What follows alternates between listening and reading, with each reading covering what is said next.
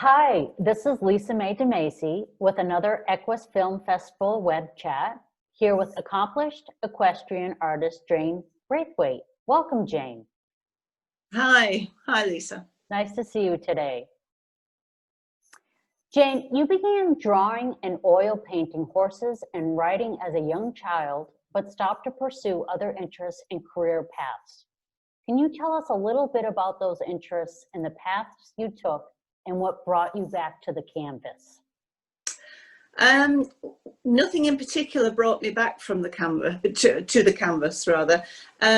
Probably all those things you've mentioned took me away from the canvas. I always wanted to pursue a career in art. I attended, I used to doodle horses' heads in the classroom. I didn't listen to my lessons. I used to pass my blotting paper around with a horse's head on to all my friends.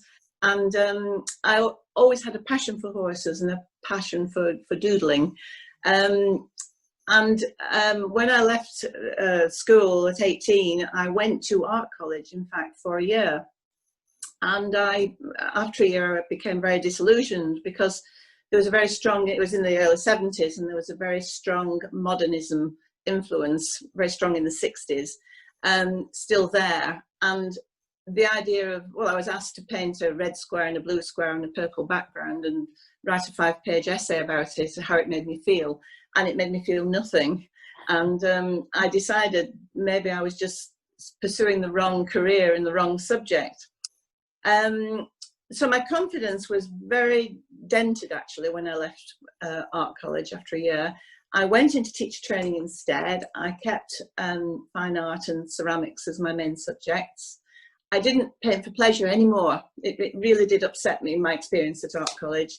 I carried on carried on teaching. I competed horses, which I'd always had anyway. I had 3 or 4 horses. I travelled up and down the country. I was competing in dressage and eventing. So I had a very busy life. I was working, I got married, I had a child. And so there was absolutely no time for me to paint at all. I'm one of these people who has to immerse themselves. Well, I do immerse myself in my painting every day. I'm up at first thing in the morning, walking the dogs, and then I'm in my studio. Thankfully for me now, my husband does the cooking, which is wonderful, because I come back from my studio, which is actually a glorified shed at the bottom of the garden, and my meal's ready, which is just fabulous. If anything interrupts my day, I lose my motivation. I find my mindset has gone, my groove has gone. And so it's important for me to be able to have some sort of continuity and keep going. Mm-hmm. So my plan, coming back to your question, had always been to return to my art when my circumstances allowed it. And I'm glad I did it this way, in a way, because I've managed to do so many things in my life other than painting, mainly riding horses and keeping horses, but I've also skied and mountain biked and travelled a bit and done all sorts of things which I may have found difficult as a struggling artist. So yes, my long-term plan was to come back to painting.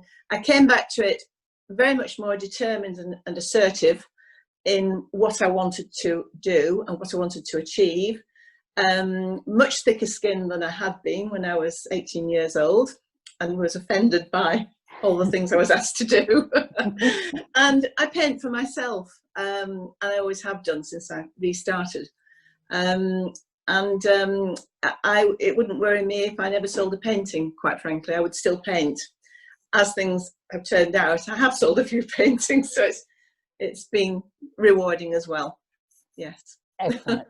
Thank you. Great answer. The breadth of your incredible body of work depicts a range from portraits of horses seemingly posing alone and with humans, to racing, polo, and eventing at large. Your media include oil and charcoal.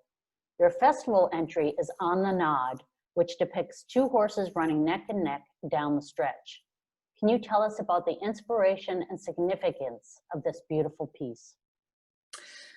Yes, well, first of all, let me mention that oil paint is my very favourite medium. I just love the gloopy quality of it. I love using charcoal as well, like the messiness of it. And it actually, I have a tendency, as many artists do, to become a bit tight in their work. And both mediums allow me to be a little bit freer, particularly the charcoal. But the gloopy nature of oil, I've always loved. I've always loved racing. The On the Nod painting takes place at a race course in North Yorkshire, Catterick race course. And I have a friend, Louise Pollard, who she's a professional photographer for that course, in fact. And she very kindly allows me to use her website. If I see something that inspires me, she's very happy for me to paint it. It's like opening up her website is a little bit like going to a sweetie shop. You know, it's Wow. which one shall I paint? And I love it. And that particular photograph, when I saw it, I could see it had possibilities. You never see a photograph that does everything or says everything. What you just need is a glimmer of something that gives that moment in time, that fleeting moment that you want to capture.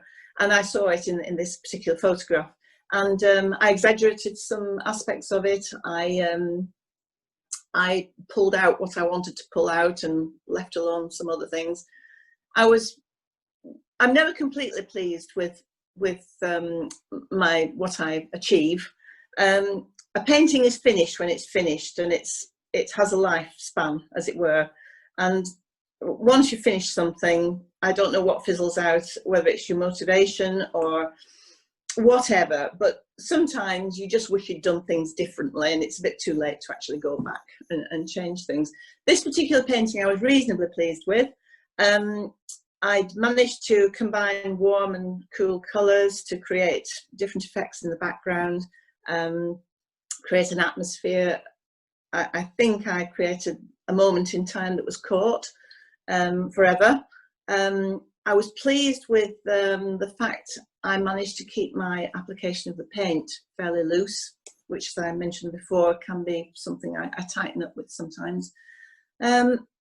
So yes, I was quite pleased with that particular painting. It was, yes, I don't know what else I can say about it, really. I mean, I always choose, whatever painting I do, I choose something to pull out of it. There's always got to be that special moment, though, that magical moment that catches the eye, that speaks to me. I hope it speaks to other people as well. Oh, it's beautiful. Thank you. Is there anything else you'd like to know for our audience to know about your work? I mean, you did go into detail. You explained a lot of, your perspective on things, which was very helpful.